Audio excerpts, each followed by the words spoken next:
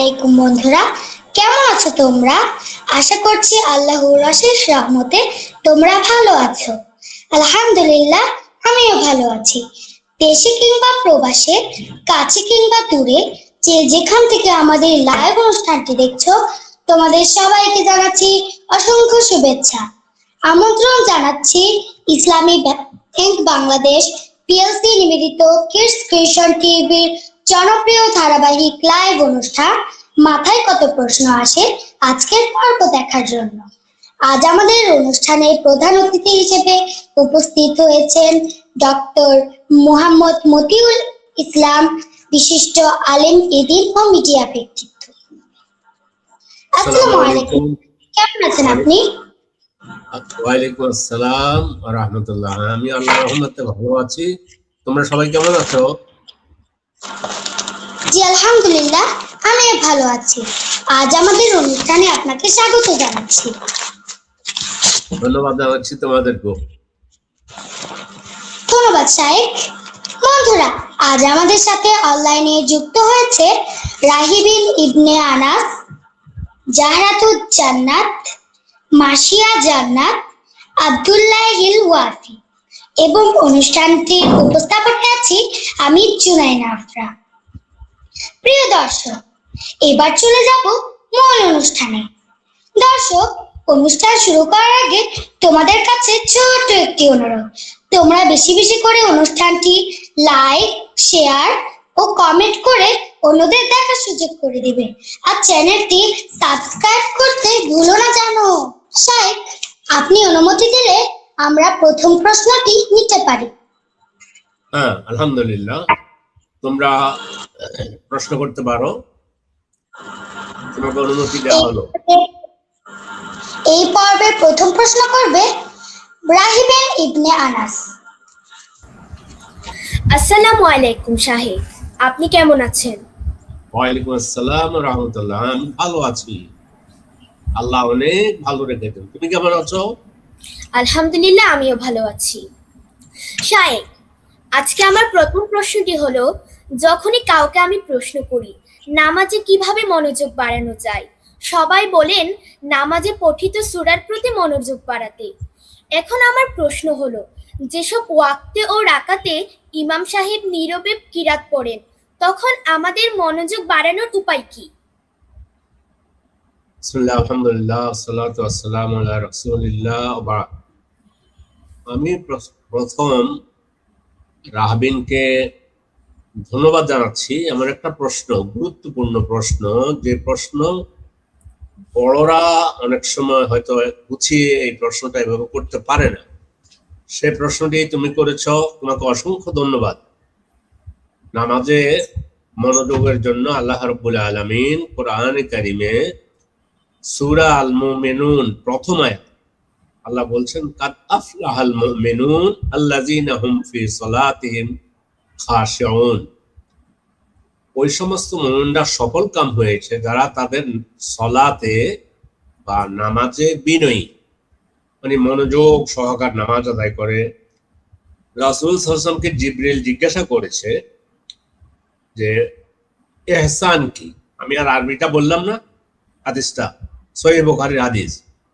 রাসূল বললেন, তুমি আল্লাহর এমন ভাবে ইবাদত করবে যেমন কি আল্লাহকে দেখতেছো, আর তুমি আল্লাহকে না দেখলেও আল্লাহ তো তোমাকে দেখতেছে। চমৎকার উত্তর। তাহলে মনের মধ্যে আল্লাহ ভীতি নিয়ে সলাতে যখন আমরা দাঁড়াবো, যে আল্লাহ আমাকে দেখছেন, আমি আল্লাহর সামনে আছি।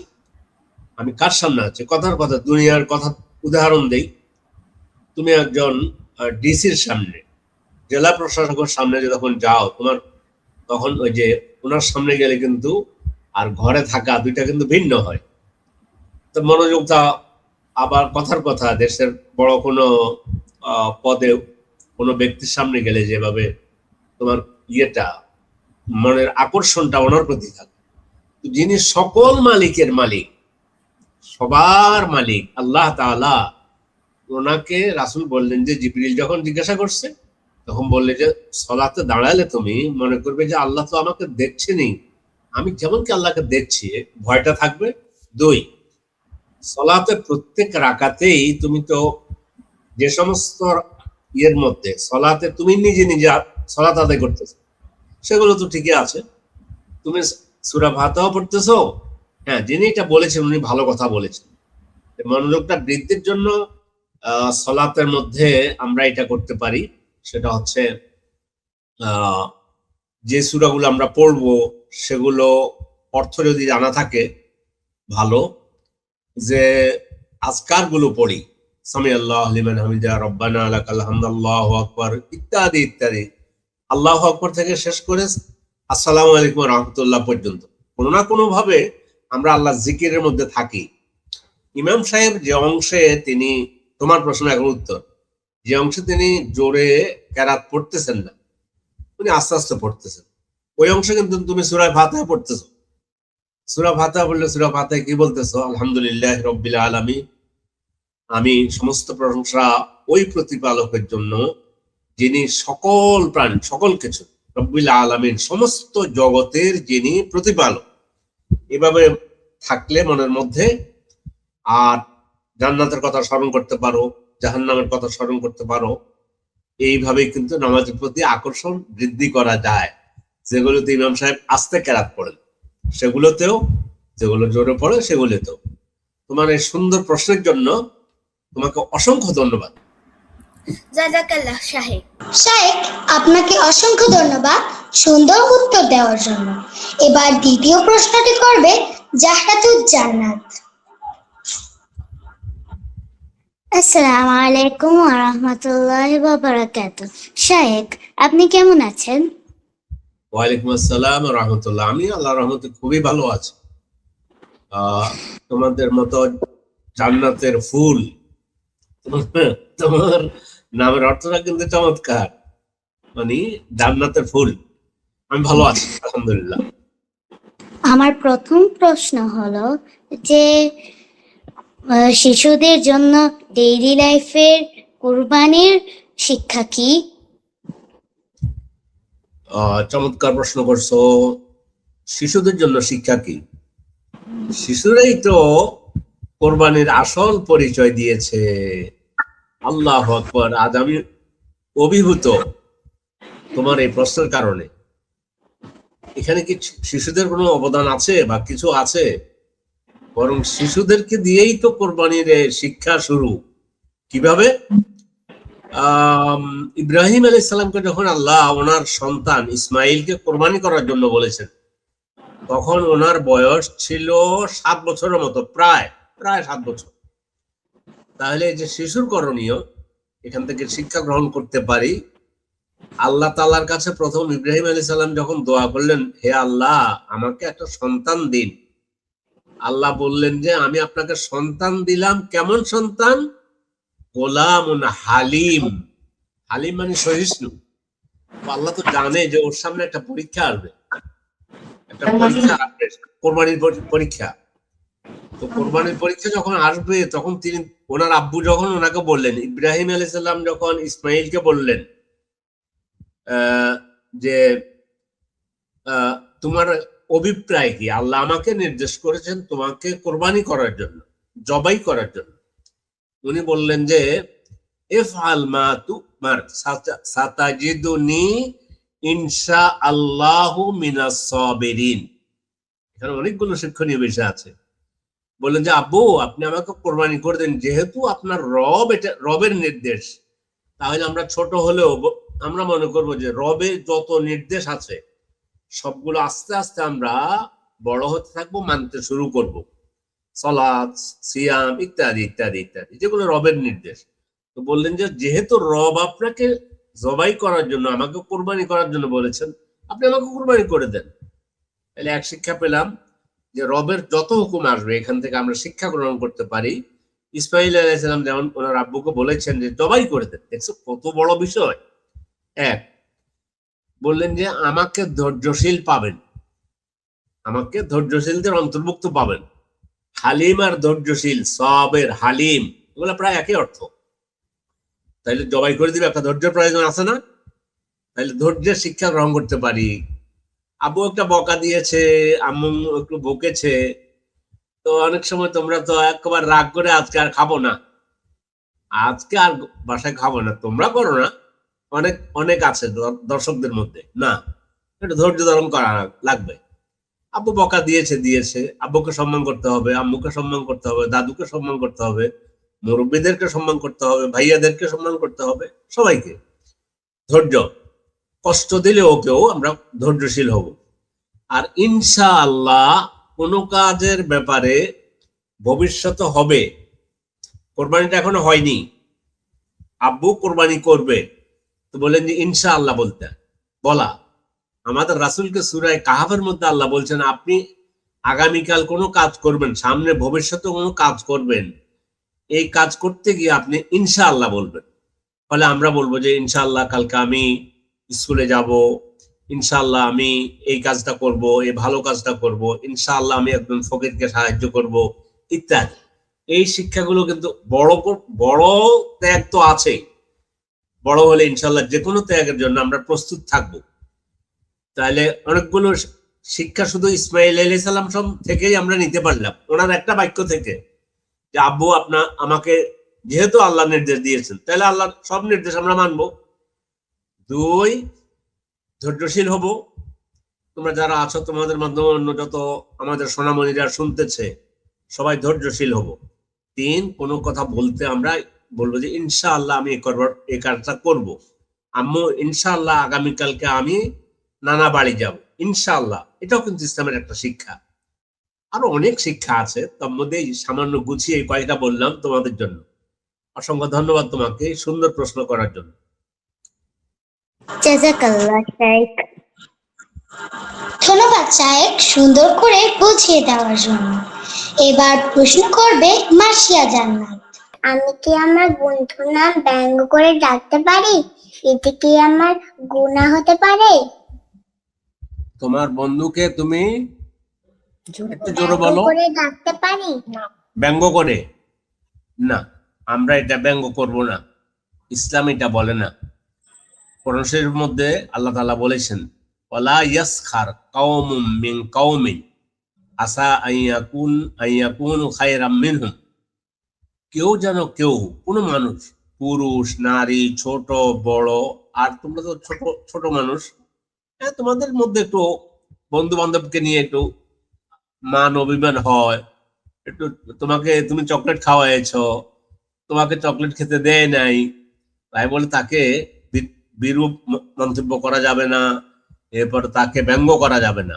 সূরা লোকমানের মধ্যে আম্মুকে বলবা অথবা আব্বুকে, সূরা লোকমানের মধ্যে অনেকগুলো শিক্ষণীয় বিষয় আছে। বলছে যে ওখানে লোকমান বলছে ওনার ছোট্ট বেবিকে, ছোট বাচ্চাকে, ওলা ইয়াস মানে বলতেছেন ইয়া বুনাইয়া আকিমিস সালাহ ইয়া ওলা তুসাইর খাদ্দাকা লিন্নাস।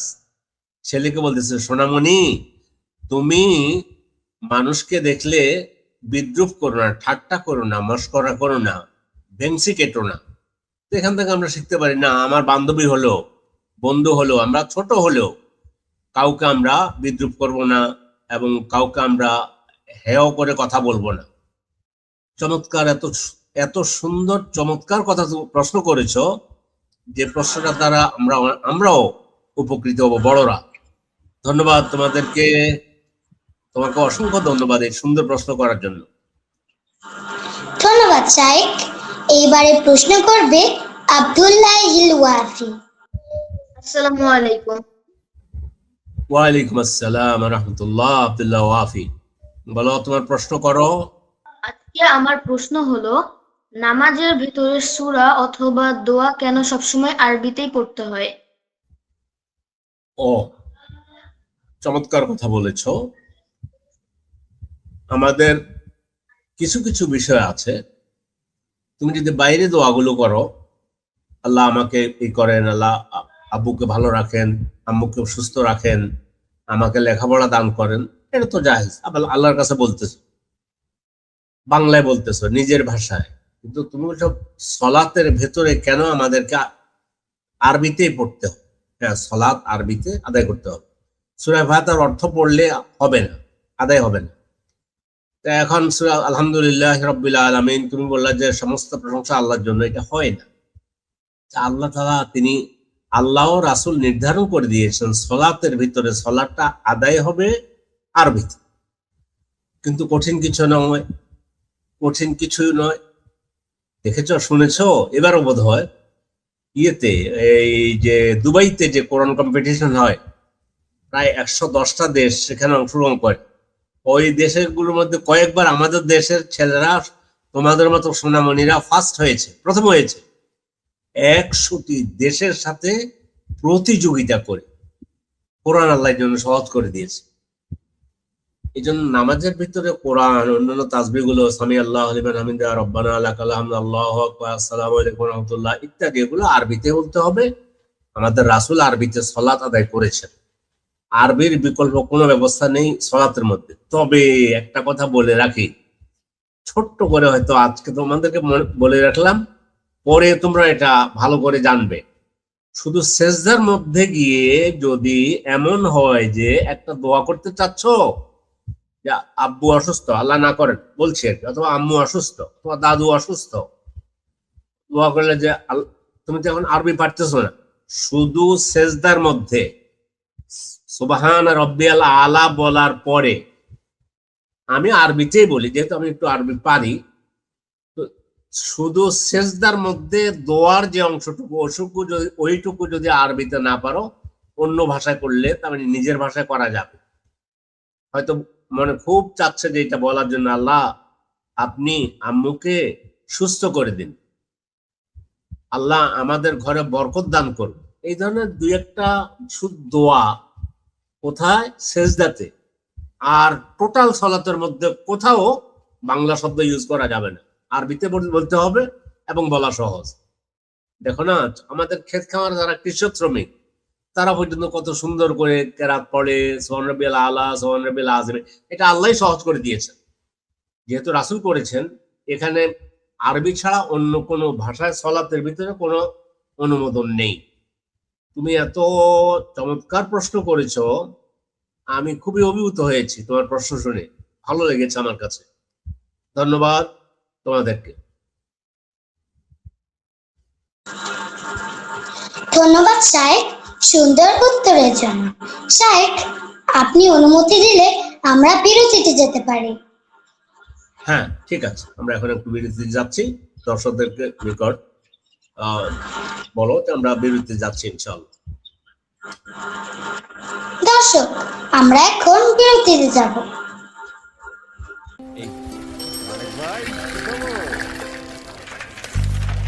না, নতুন কোনো খবর নাই, সব সেম সেম। এই যে শুধু নতুন না, গরম খবর, এম ক্যাশ। এখন এম ক্যাশে সবচেয়ে কম ক্যাশ আউট চার্জ। হাজারে মাত্র 13 টাকা 90 পয়সা। বলো কি, মাত্র 13 টাকা 90 পয়সা? জি, প্রতিদিনের লেনদেনে এম ক্যাশ। M cash. প্রিয় দর্শক, বিরতি শেষে আবারও ফিরে এলাম। দেখছেন ইসলামী ব্যাংক বাংলাদেশ পিএলসি নিবেদিত কিডস ক্রিয়েশন টিভি জনপ্রিয় অনুষ্ঠান মাথায় কত প্রশ্ন আসে। আবারও ফিরে এলাম ছোট বন্ধুদের প্রশ্ন শোনার জন্য। এবার প্রথমে প্রশ্ন করবে রাহিবিন ইবনে আনাস। শায়েখ, আবার ফিরে আসলাম আমার দ্বিতীয় প্রশ্ন নিয়ে। আগামীকাল তো পহেলা মে বা বিশ্ব শ্রমিক দিবস। এখন আমার প্রশ্ন হলো, আন্তর্জাতিকভাবে এই দিবস পালন করে কি শ্রমিকেরা লাভবান হচ্ছে? ইসলাম কি বলে এ বিষয়ে? আল্লাহু আকবার। আমি আল্লাহর তাকবীর বললাম খুশি হয়ে। তুমি আন্তর্জাতিক শ্রম দিবস সম্পর্কে খবর রাখো। অভিভূত হলাম আমি দোয়া করি কিডস ক্রিয়েশন এই পরিবারের জন্য, তোমাদেরকে গড়ে দিয়েছে। তুমি বিশ্বাস করো, ইন্টারমিডিয়েট পুরো অনেকে আছে অনার্স করেছে, এত সুন্দর করে এই বিষয়টা মানে তারা গুছিয়ে বলবে বা চিন্তা করবে, এগুলো তাদের চিন্তাতে নেই। চলে যাচ্ছে তোমার প্রশ্নের উত্তরে। আন্তর্জাতিক দিবস একটা পালন করেছি, বা শেষ, শ্রমিকের অধিকার শেষ।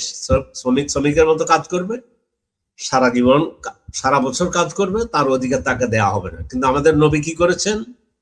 1450 বছর আগে তিনি শ্রমিকের অধিকার সম্পর্কে যা বলে গিয়েছেন যে আল্লাহ তাআলা ওই ব্যক্তির দিকে কিয়ামতের দিন তাকাবেন না যে ব্যক্তি শ্রমিক থেকে শ্রম আদায় করে নিয়েছে কিন্তু শ্রমিকের শ্রমের মর্যাদা দেয়নি। এই চিন্তাটুকু লালন করে হলো কি, এটা আমি ইবাদত হিসাবে যে ওই শ্রমিকের অধিকার আদায় করে দেয়া 1450 বছর আমাদের আগে আমাদের নবী বলে গিয়েছেন, তাও আখিরাতের সাথে সম্পৃক্ত। যদি শ্রমিকের অধিকার আদায় না করো তাহলে কিন্তু এই তোমার এই বিপদ, কিয়ামতের দিন আল্লাহ তোমার দিকে তাকাবে না। তার মানে কি, আল্লাহ না তাকালে আর সেখানে নিষ্কৃতির কোনো উপায় আছে নাকি? উপায় নেই। সেই নবীজি সাল্লাল্লাহু আলাইহি ওয়াসাল্লাম শ্রমিকের অধিকার দিয়েছেন, আবু বকর দিয়েছেন, ওমর দিয়েছেন, ওসমান দিয়েছেন, ইসলাম এটাই শিক্ষা দিয়েছে। আর আজকের যুগে এসে 1886 সালে আমেরিকার শিকাগো শহরে শ্রমিকেরা তাদের শ্রমের অধিকার নিতে গিয়ে 8 ঘন্টা কাজের দাবিতে তারা আন্দোলন করেছিল। সেখানে পুলিশ গুলি করে কয়েকজনকে হত্যা করেছে। তারপরে শ্রমিকদের সেখান থেকে 1886 সাল থেকে শ্রমিকদের কাজের মধ্যে 8 ঘন্টা কাজ করার এটা একটা পদ্ধতি চালু হয়ে আসতেছে। আমাদের নবী বলে গিয়েছেন, তোমার কাছে যে শ্রমিক থাকবে তাকে এমন কষ্ট দিবে না যেটা তুমি সহ্য করতে পারবে না। তাকে তার কাজে সহযোগিতা করো। তুমি যদি তাকে দিয়ে কোনো কাজ করাতে চাও, তুমি নিজে সহ তাকে তার কাজে সহযোগিতা করো।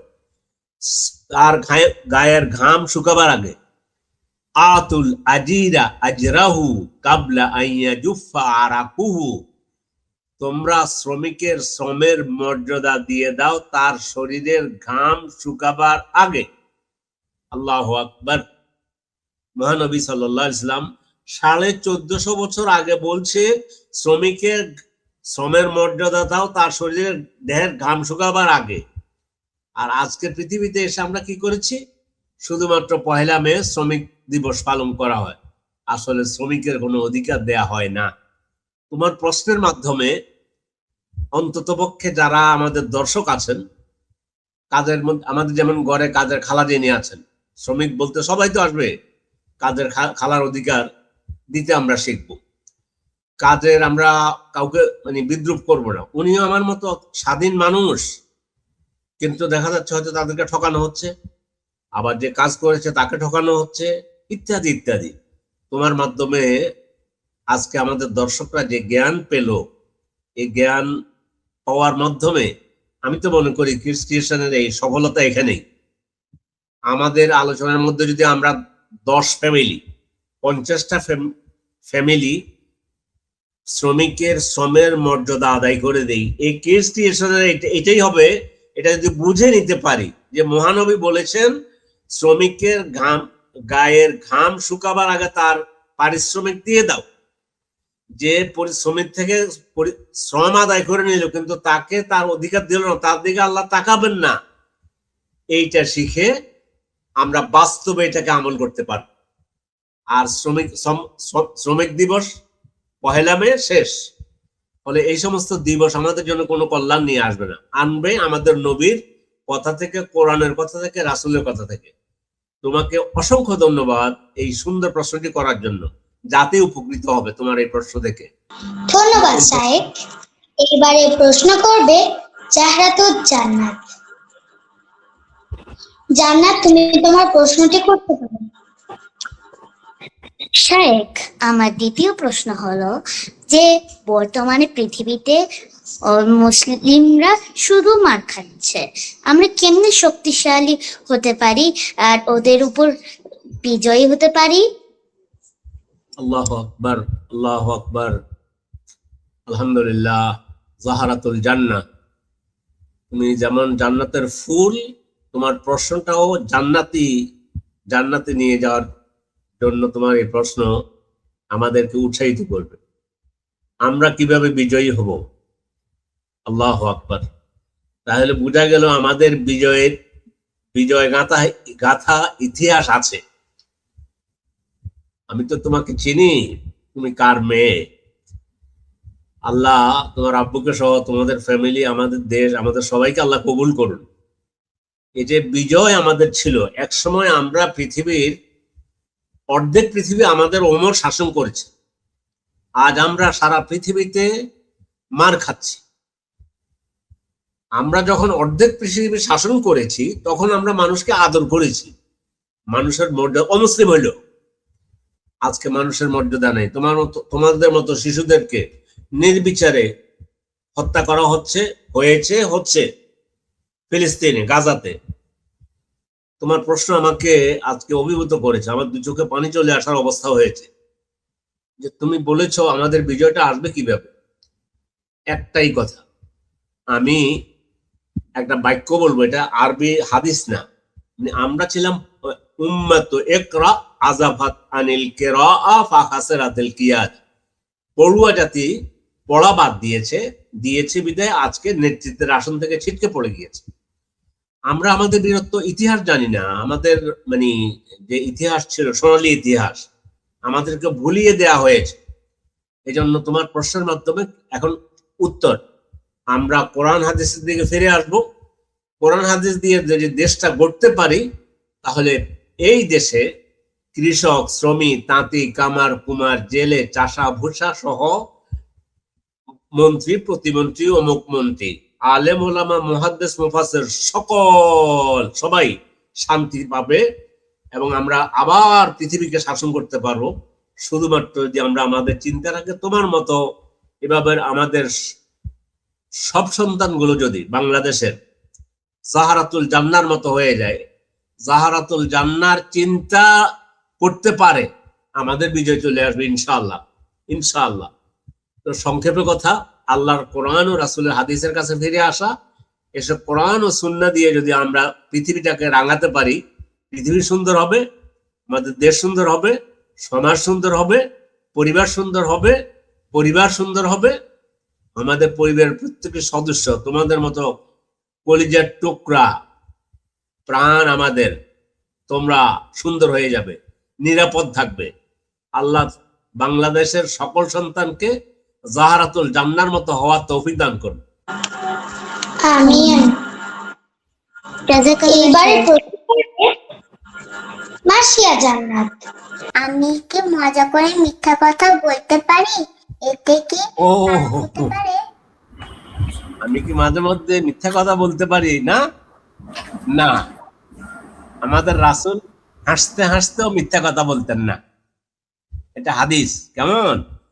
হ্যাঁ, আমরা হাসতে হাসতেও, যেমন তুমি তোমার বন্ধুর সাথে হাসতেছ, তুমি বললা যে গতকালকে আমাদেরকে আম্মু আমাকে এই করেছে, অথবা আব্বু এই বলেছে। আসলে আব্বু বলেনি, অথবা আম্মু এই করেছে, অথবা দাদু এই বলেছে, ছোট ভাই এই করেছে। তো হলো কি, কেন কিছু বিষয় আছে, ইসলামে আনন্দ আছে, উৎসব আছে, হাসির রহস্য আছে, কিন্তু হাসতে হাসতেও আমাদের নবী, হাদিসের মধ্যে আসছে, হাসতে হাসতেও আমাদের নবী কখনো মিথ্যা বলতেন না। এই জন্য মিথ্যার সাথে আমাদের কোনো সম্পর্ক নেই। অথচ গোটা জাতি, গোটা দেশ মিথ্যার উপরে অনেকেই ভাসছে, মিথ্যা বলাটাকে স্বাভাবিক মনে করে। অথচ তুমি কত ছোট্ট সোনামণি, তোমার মুখ থেকে এমন প্রশ্ন এসেছে যে আমরা কি, মানে এটার দ্বারা তুমি তো মিথ্যা বলো না, আমাদের দর্শকরা শুনে অভিভূত হবে। বড় যারা আছে তারাও বুঝবে যে এই ছোট্ট সোনামণি এই যে বললো যে হাসতে হাসতে কি মিথ্যা বলতে পারি? না, উত্তর হবে না, হাসতে হাসতে মিথ্যা বলা যাবে না, কখনোই না। আব্বুর সাথেও না, আম্মুর সাথেও না। স্কুলে গিয়েছো? গেলে ঠিকই বলবে হ্যাঁ স্কুলে গিয়েছি। এই তুমি তোমার অঙ্ক বা তোমার আরবি পড়া শেষ করেছো? শেষ করলে বলবা যে হ্যাঁ করেছি মা। আজ শেষ হয়নি, বলবো যে না আমি এখনো পড়তে পারিনি। এক কথা, কোনো অবস্থায় আমরা মিথ্যার আশ্রয় নিব না। ধন্যবাদ তোমাকে সুন্দর একটি প্রশ্ন করার জন্য। আশা করছি মাসিয়া জান্নাত তুমি তোমার প্রশ্নটি বুঝতে পেরেছো। শাইখ, আপনাকেও অনেক ধন্যবাদ। এইবার প্রশ্ন করবে আব্দুল্লাহিল ওয়াফি। আমার দ্বিতীয় প্রশ্নটি হলো, যদি আমি সব সময় ভালো কাজ করি তাহলে কি আল্লাহ আমার সব ইচ্ছা পূরণ করবেন? আলহামদুলিল্লাহ, আলহামদুলিল্লাহ। হ্যাঁ, প্রথম যে শব্দ উচ্চারণ করে, যদি আমি সবসময় ভালো কাজ করি, এটাই আমাদের দরকার। আমরা সব সময় ভালো কাজ করব। এটা ছোট বড় আমরা যারা আছি সকলেই এই ভালো কাজটা করি না বলে আজ আমাদের সমাজের এই দুরবস্থা। তোমার একটা প্রশ্ন একটা সমাজকে সুন্দর করে দিতে পারে। যে আব্দুল্লাহ ওয়াফি একটা প্রশ্ন করে, আমি যদি সব সময় ভালো কাজ করি, এইটা হলো ইসলামের দাবি। কোরআন সুন্নাহ রাসূল আমাদের এটাই আমাদের শিক্ষা, আমরা সবসময় ভালো কাজ করব। আর এই কারণে কি আল্লাহ সব কথা শুনবেন? হ্যাঁ, তুমি দোয়া করতেই থাকো। তুমি দোয়া করো যে আল্লাহ আমাদের কথার কথা, দোয়া করলে যে আল্লাহ ঢাকাতে আমাদেরকে একটা বাসা করার তৌফিক দান করে। বাসা হয়তো তোমাদের আছে, না থাকলে তুমি দোয়া করলা, তুমি দোয়া করতেই থাকো, ইনশাআল্লাহ হবে। কি হবে? আল্লাহ তাআলা হয়তো তোমাদের জন্য দুনিয়াতে ঘর তৈরি না করে জান্নাতে একটা ঘর তৈরি করে দেবে। সুবহানাল্লাহ, কত বিশাল ব্যাপার। এই জন্য আমি হতাশ হব না। যে আমি তো বলেছিলাম ক্রিয়েশন প্রোগ্রামে, তো আমাদের শেখ আমাদেরকে বলেছে যে আমি যাই চাইবো তা দেবে। চাইতে থাকোই, চাইতেই থাকবে। কিন্তু আল্লাহ হয়তো তুমি দেখতেছো না, যা চেয়েছো, ঢাকাতে বাড়ি চেয়েছো, হয়তো আল্লাহ পরিকল্পনা করবে যে আব্দুল্লাহ ওয়াফি যখন ঢাকাতে বাড়ি চেয়েছে না, আমি ওদের জন্য জান্নাতে একটা ঘর তৈরি করে দিলাম, তাহলে আরো মজা না? আর ঢাকাতেও আল্লাহ দিতে পারে। অতএব একদিকে আমরা ভালো কাজ করব, আর একদিকে আল্লাহর কাছে দোয়া করতেই থাকবো, হতাশ হবো না। দোয়া করলে এটা আল্লাহ ফিরেন না। হয়তো ওটা ঠিক যেটা চেয়েছে ওইটাই দেয়, না হইলে আল্লাহ তাআলা ওটা চেয়ে আরো ভালো কিছু দিবেন, নইলে এর বিনিময়ে আল্লাহ জান্নাতের পথ সুগম করে দিবেন। আল্লাহু আকবার। ধন্যবাদ তোমাকে এত সুন্দর প্রশ্ন করার জন্য। ধন্যবাদ শায়েখ। শায়েখ, আমাদের অনুষ্ঠানটি শেষ পর্যায়ে চলে এসেছে। আমরা কি অনুষ্ঠানটি শেষ করতে পারি? শিওর শিওর, আলহামদুলিল্লাহ। তোমরা আল্লাহর উপরে ভরসা করে অনুষ্ঠান শেষ করে দাও তুমি। আপনি যদি দর্শকদের উদ্দেশ্যে কিছু বলতেন। দর্শকদের উদ্দেশ্যে আমি এটাই বলবো, ক্রিয়েশন টেলিভিশনের সাথে থাকুন, এই টেলিভিশনের জন্য দোয়া করুন। সোনামণিরা যারা আজকে আমার সামনে আছে এবং অন্যরা যারা অংশগ্রহণ করে, আমাদের দর্শকরা, আপনারা অন্তরে এটা লালন করুন যে আপনার সন্তানও যেন ক্রিয়েশন পরিবারের একজন সদস্য হইতে পারে। এবং এখানে যে সোনামণিরা একত্রিত হয়েছে, জান্নাতের পাখিরা একত্রিত হয়েছে, আমাদের দর্শকদের সন্তানদেরকে আল্লাহ তাআলা জান্নাতের পাখি হিসাবে আল্লাহ কবুল করুন। এটা হলো আমার দর্শকদের জন্য, আমার দর্শকদের কাছে বিনীত অনুরোধ। ধন্যবাদ। সুপ্রিয় দর্শক বন্ধুরা, দেখতে দেখতে আমরা প্রায় শেষ পর্যায়ে চলে এসেছি। এতক্ষণ যারা আমাদের সাথে ছিলে, তোমরা সবাইকে অসংখ্য ধন্যবাদ। কৃতজ্ঞতা প্রকাশ করছি শায়েখের প্রতি, তিনি তার মূল্যবান সময় আমাদের দিয়েছেন। তার সাথে প্রশ্নকর্তা বন্ধুদেরকেও অনেক অনেক ধন্যবাদ। তাদের প্রশ্নের মাধ্যমে আমরা অনেক কিছু জানতে পেরেছি। আবার দেখা হবে অন্য কোনো পর্বে। সেই পর্যন্ত তোমরা ভালো থেকো, সুস্থ থেকো এবং কিডস ক্রিয়েশন টিভির সাথে থেকো। আল্লাহ হাফেজ। আসসালামু আলাইকুম ওয়া রাহমাতুল্লাহি ওয়া বারাকাতুহু।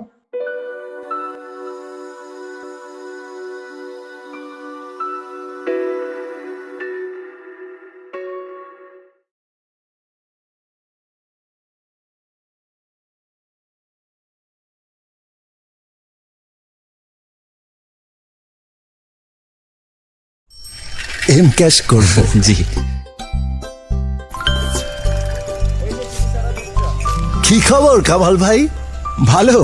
আপনি এখানে? ছেলে বিদেশ থেকে এম ক্যাশে টাকা পাঠাইছে। আমার ছেলেও তো পাঠায়, খরচ অনেক বেশি, তোলাও অনেক ঝামেলা। কিসের ঝামেলা? ছেলেরে বলবেন সরাসরি এম ক্যাশে টাকা পাঠাইতে। এম ক্যাশে রেমিটেন্সের ক্যাশ আউট চার্জ প্রতি 1000-এ মাত্র 7 টাকা। রেমিটেন্স আসবে সরাসরি, তুলুন সহজে এম ক্যাশ।